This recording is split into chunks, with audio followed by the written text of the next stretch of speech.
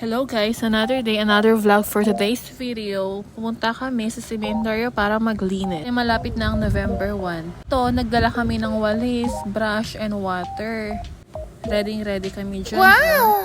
Pero pagting namin doon, ending, nagpalinis din kami sa mga tao doon na nag-aabang. Ito naman yung kinalabasan ng ginawa nila. Sulit naman yung bayad na tawaran ko rin. After nilang maglinis ito, nagbantay muna kami saglit.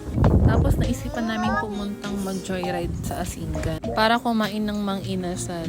Gutom na sila. Look ko si Rudolph, pumunta na sa table. Excited silang kumain ng Mang Inasal. Si Daddy, nag-selfie. Si Carmelina. And ito na rin kami ni Rudolph dyan. Actually, dinner na namin ito.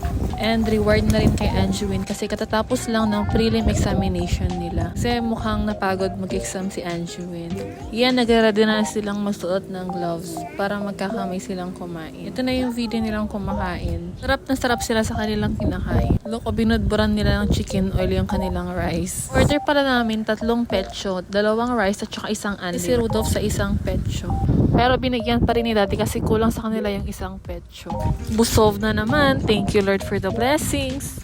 Busy na silang kumakain. Sige guys, bye for now. Thank you guys for watching.